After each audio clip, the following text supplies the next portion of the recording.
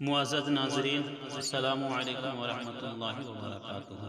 آپ لوگ اس پوری ویڈیو کو آخر تک دیکھیں، شکریہ۔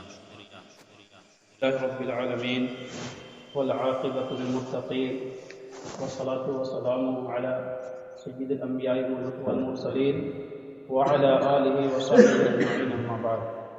اعوذ باللہ من الشیطان الرجیم، بسم اللہ الرحمن الرحیم۔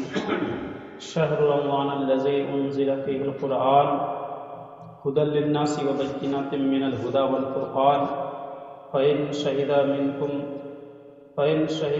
منكم فليصمه ومن كان مريضا أو على سفر فعدة من أيام أخر يريد الله بكم اليسر ولا يريد بكم العسر ولتكملوا العدة ولتكبروا الله على ما هداكم ولعلكم تشكرون۔ صدق اللہ وصدق رسول اللہ صلی اللہ تعالی علیہ وسلم۔ سامنے آ جائیے، آپ کو سامنے آ جائیے، تو بات کر کے سننے میں اچھا لگے اور میں وہ بھی بات بھی سمجھ میں آئے گی۔ سامنے ادھر سامنے یہاں ہے، اب بھی آ جائیے ادھر تاکہ بات سمجھ میں آئے۔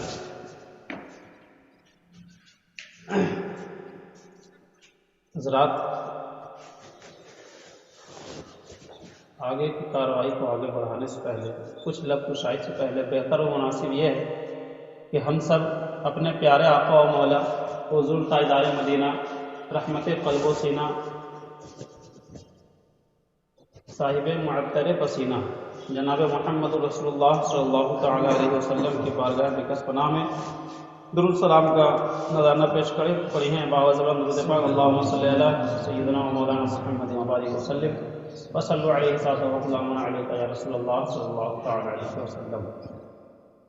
میں نے آیت کریمہ تلاوت کی ہے، اس کا ترجمہ یہ ہے کہ یہ رمضان کا مہینہ ہے جس میں قرآن شریف اتارا گیا ہے، اور یہ لوگوں کی ہدایت کے لیے ہے اور حق اور باطل کے درمیان جدائی فرق بیان کرنے کے لیے۔ اور تو تم میں سے جو کوئی اس مہینے کو پائے، یعنی رمضان کا مہینے کو پائے، تو اس کا روزہ رکھے، اور جو کوئی بیمار ہو یا سفر کی حالت میں ہے تو وہ دوسرے دنوں میں اس کی گنتی پوری کرے، یعنی بعد میں رمضان کے بعد وہ کیا ہے، جتنا روزہ چھوٹ گیا ہے اس کو وہ بعد میں قضا کرے۔ اللہ تعالیٰ تمہارے ساتھ آسانی چاہتا ہے، یرید اللہ بکم الیسر، اللہ تعالیٰ تمہارے ساتھ آسانی چاہتا ہے، تمہارے ساتھ سختی کا ارادہ نہیں فرماتا ہے، تاکہ تم اللہ تعالیٰ کی بڑائی بیان کرو اور اللہ کا شکر گزار بندہ بن جاؤ۔ یہ اس آیت کریمہ کا یہ ترجمہ کا مفہوم تھا۔ تو الحمدللہ یہ کیا ہے، رمضان کی یہ تیسری تاریخ ہے، آج رمضان کی تیسری تاریخ ہے، تیسرا روزہ آیا ہے، 1442 ہجری، اسلامی سال کا یہ 1442واں سال ہے۔ رسول کریم صلی اللہ علیہ وسلم کے مکہ شریف سے مدینہ شریف ہجرت کیے ہوئے 1442 سال ہو گئے، اور یہ مبارک رمضان کا مہینہ ہے۔ غالباً رمضان کا روزہ جو فرض ہوا ہے وہ 2 ہجری میں فرض ہوا ہے، مدینہ شریف جانے کے بعد۔ تو آج بات کریں گے، پہلے تو ہم بتائیں گے رمضان کا مہینہ جو ہے اس کی فضیلت پر چند حدیثیں بیان کریں گے، پھر بتائیں گے روزہ کے احکام کیا ہے، روزہ کیا ہے، کس پر فرض ہے، چند اور باتیں بتائیں گے۔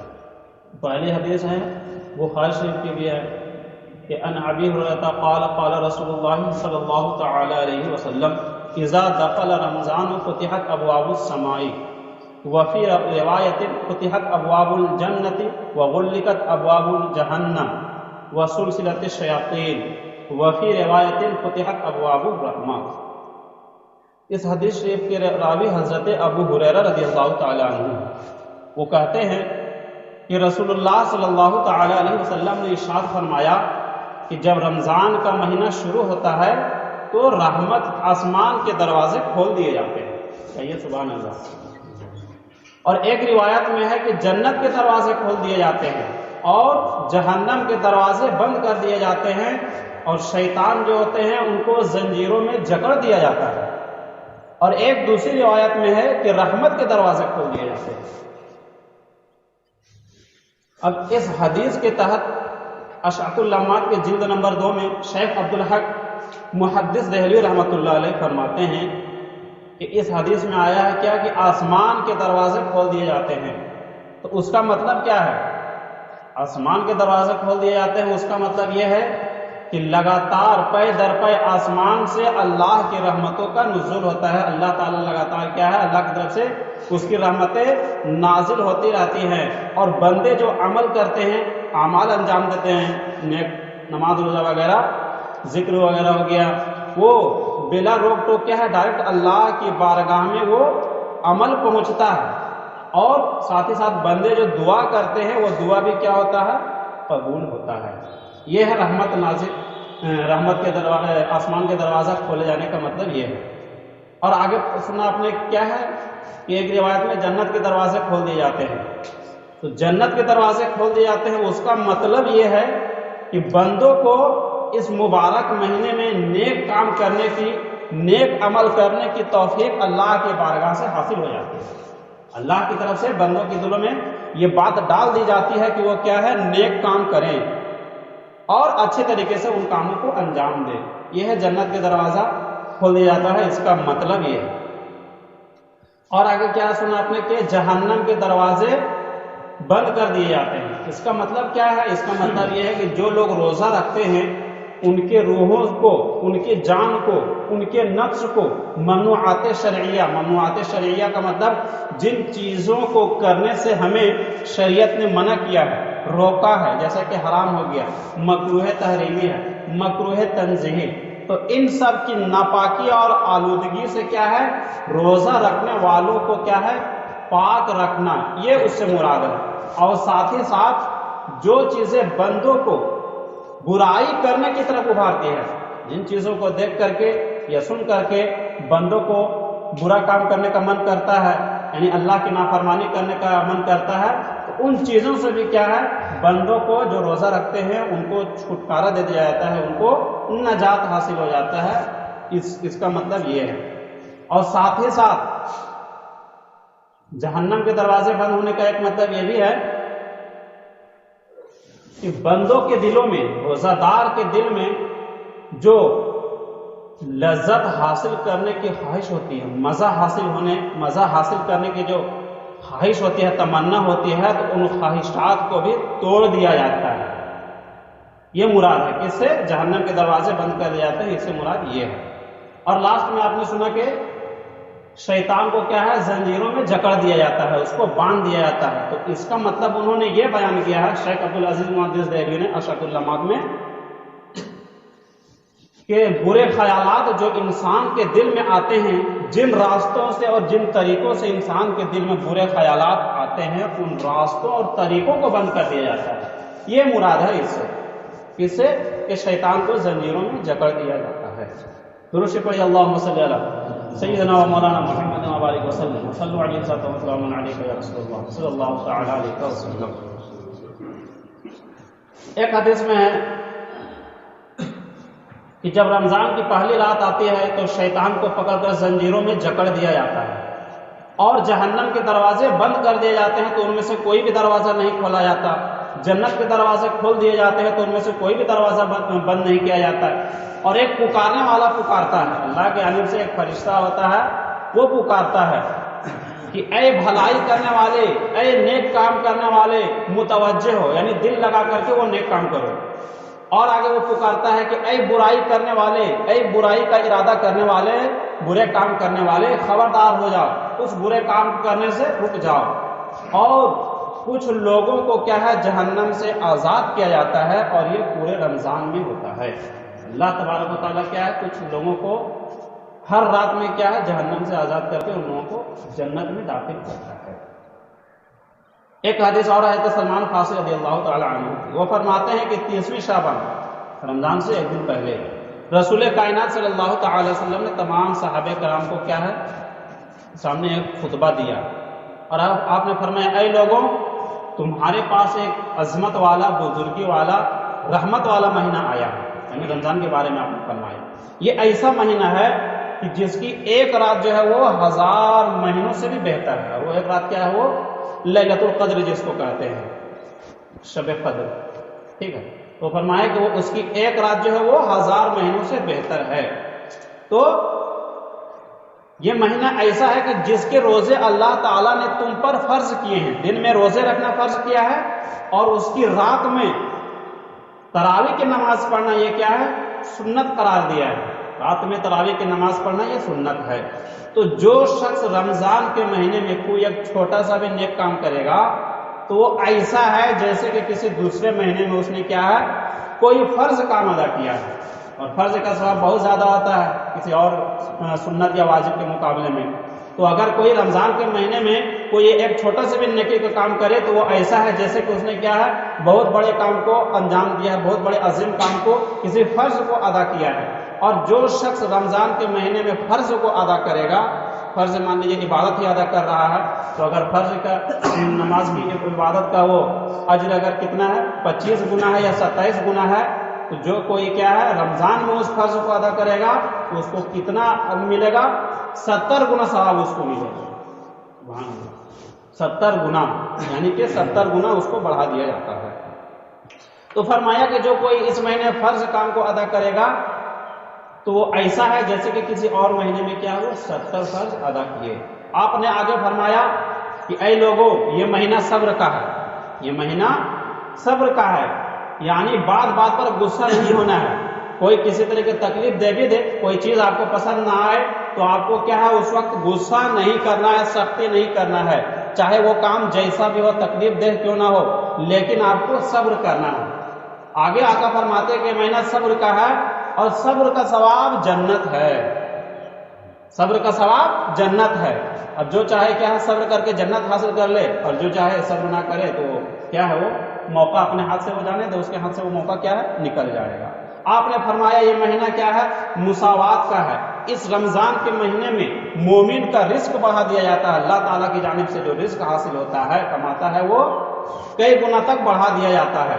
تو جو اس مہینے میں کسی روزہ دار کو افطار کرائے، یعنی اس کو روزہ کھلوائے اپنی طرف سے، تو یہ اس کے گناہوں کے لیے مغفرت ہو جائے گی. اس کے گناہ کیا ہے؟ اس کے گناہ معاف ہو جائیں گے اور اس کی گردن آگ سے آزاد کر دی جائے گی. اور ساتھ ہی ساتھ روزہ کرانے والے کو بھی ویسا ہی ثواب ملے گا جیسا ثواب روزہ کرنے والے کو مل رہا ہے، بغیر اس کے کہ روزہ کرنے والے کے ثواب میں کچھ کمی ہو. یعنی اگر روزہ کرنے والے کو روزہ رکھنے کے بدلے میں، افطار کرنے کے بدلے میں مان لیجیے اس کو 50 نیکی ملی ہے، تو جو روزہ کرا رہا ہے اس کو بھی اتنی نیکیاں ملے گی. کہیے سبحان اللہ. تو صحابہ نے عرض کیا یا رسول اللہ، ہم میں سے ہر شخص وہ چیز نہیں پاتا ہے، ہم میں سے ہر شخص اتنی طاقت نہیں رکھتا ہے، اتنا مال نہیں ہے کہ وہ سب کو دوسروں کو روزہ افطار کرائے، اپنے پاس بھی تو نہیں ہے. خود تو لوگ کھجور وغیرہ پر گزارا کرتے تھے اس زمانے میں، بہت زیادہ غربت تھی. تو لوگوں نے عرض کیا کہ ہم میں سے ہر شخص کے پاس وہ چیز نہیں ہے کہ دوسرے کو وہ روزہ کرا سکے. تو آقا صلی اللہ علیہ وسلم نے فرمایا کہ اللہ تعالیٰ یہ ثواب اس شخص کو دے گا جو کسی روزہ دار کو ایک گھونٹ دودھ سے روزہ افطار کرائے، ایک گھونٹ دودھ سے روزہ افطار کرائے، اور یا پھر کیا ہے ایک کھجور سے ہی اس کو افطار کرا دے، یا پھر ایک اس کو کیا ہے کھجور نہ ہو تو کم سے کم ایک قطرہ پانی سے ہی اس کو افطار کرا دے گا. تو اللہ تبارک و تعالیٰ کیا ہے اس کو بھی اتنا ہی ثواب دے گا جتنا ثواب کیا ہے روزہ کرنے والے کو مل رہا ہے، اتنا ثواب روزہ کھولنے والے کو بھی مل رہا ہے، جو کرانے والے کو بھی مل رہا ہے. آگے آقا صلی اللہ علیہ وسلم نے فرمایا کہ اگر کسی نے ایک گھونٹ کے بدلے کسی روزہ دار کو بھر پیٹ کھانا کھلا دیا، بھر پیٹ کھانا کھلا دیا، تو اللہ تبارک و تعالیٰ قیامت کے دن محشر کے میدان میں میرے حوض سے اس کو پلائے گا. حوض کیا ہے؟ رسول اللہ صلی اللہ علیہ وسلم کا حوض کون ہے؟ حوض کوثر. کہ اگر کوئی اس کا ایک بار پانی پی لے گا، مان لیجیے ایک قطرہ ہی پی لیا، تو کبھی وہ پیاسا نہیں ہوگا.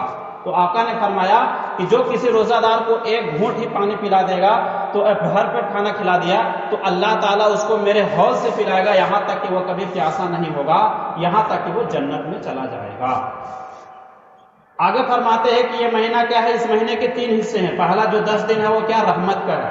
اس 10 دن میں کیا ہے؟ خاص کر کے اللہ کی رحمتیں بہت زیادہ کثرت کے ساتھ نازل ہوتی ہیں، بندوں کو رحمت طلب کرنی چاہیے. آگے کے جو 10 دن ہے، 10 عشرہ جو اگلا ہے وہ کیا؟ مغفرت کا ہے.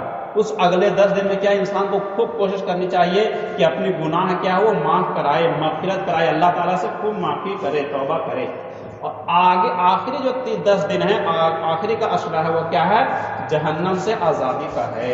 اس میں بندوں کو کیا ہے؟ اللہ سے خوب دعا کرنی چاہیے کہ اللہ تعالیٰ مجھے جہنم کی آگ سے وجہ جہنم سے نجات دے، جہنم سے بہت دور رکھ مجھے، یہ سب دعا کرنی چاہیے۔ اور آگے آقا نے فرمایا کہ اس مہینے میں اگر کسی شخص کا کوئی غلام ہے، کسی سے وہ کام لیتا ہے، تو اگر وہ اسی کام میں کمی کر دے، کم کام لے، تو یہ کیا ہے؟ اسے گناہوں کی مغفرت ہوگی، اللہ تعالیٰ اسے گناہوں کو بخش دے گا۔ درود پڑھیے، اللہم صلی علی سیدنا مولانا محمد و آلہ وسلم صلی اللہ علیہ وسلم علیک یا رسول اللہ صلی اللہ علیہ وسلم۔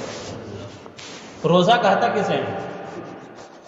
روزہ کہتے ہیں مسلمان کا صبح صادق سے لے کر، صبح صادق یعنی جیسے ہی سحری کا وقت ختم ہوا، فجر کے وقت سے، فجر کا وقت جیسے شروع ہوا، کیا صبح صادق شروع ہو گیا، تو صبح صادق سے لے کر سورج ڈوبنے تک، سورج ڈوبنے تک عبادت کی نیت سے، نیت بھی ہونی چاہیے کیا کہ عبادت کی نیت سے، جان بوجھ کر قصدن ارادہ سے، اپنے ارادے سے خود کو کھانے پینے جمع کرنے سے روکے رکھنا، اس کو کیا کہتے ہیں؟ روزہ کہتے ہیں۔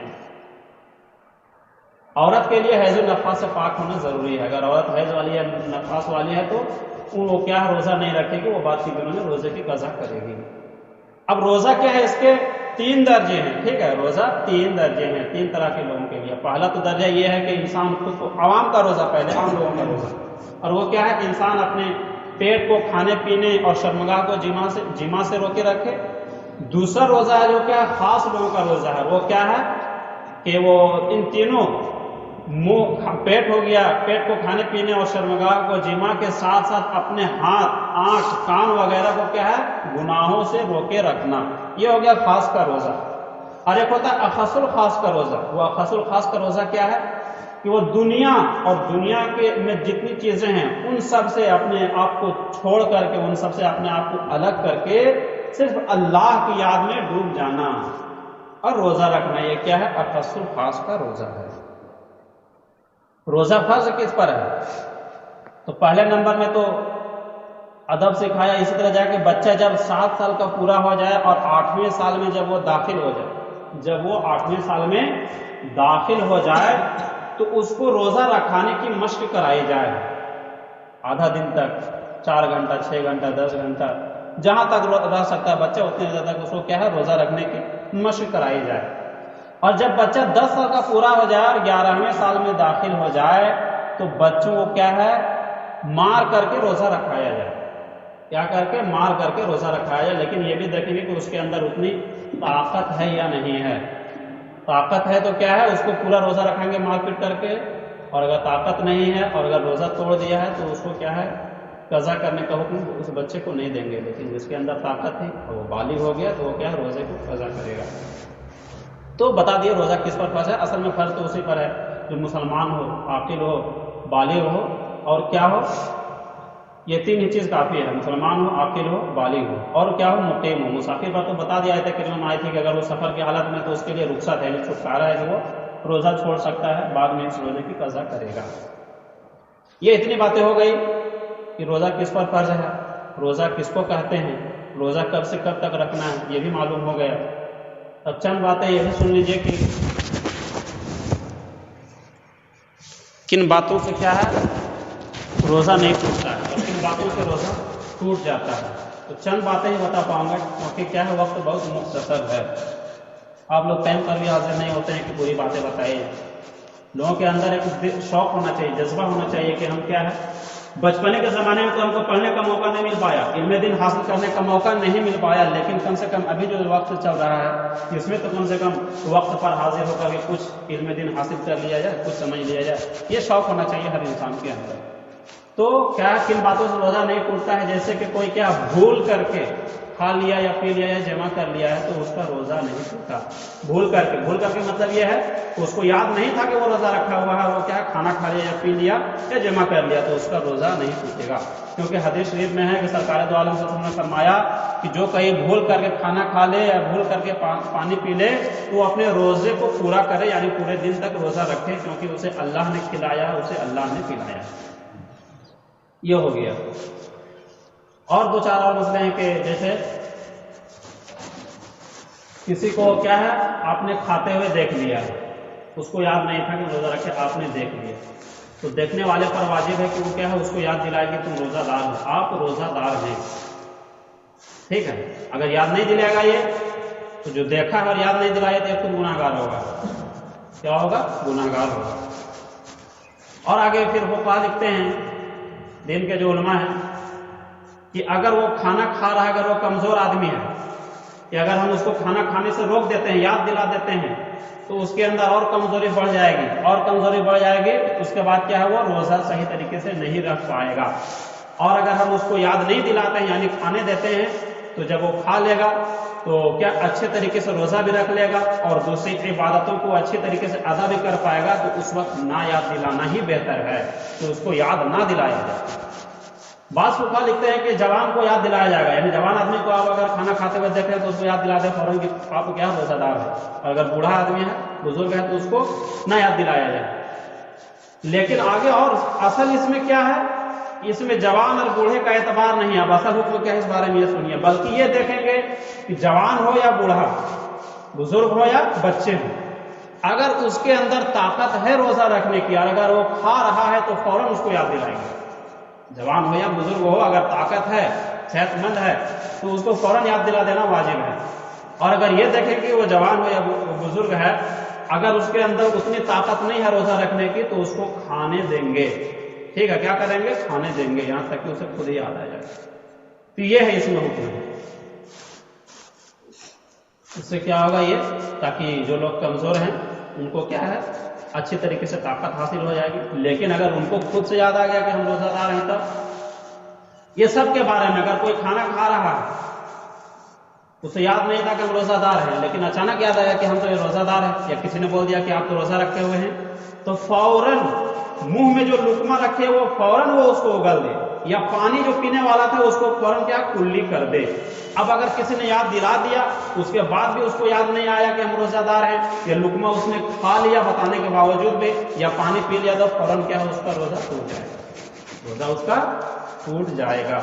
اسی طریقے سے چند اور مسائل ہے کہ کسی نے کیا ہے، کان میں پانی ڈالا یا کان میں پانی چلا گیا، تو اس سے روزہ نہیں ٹوٹتا ہے، کیا ہوتا ہے، روزہ نہیں ٹوٹتا ہے۔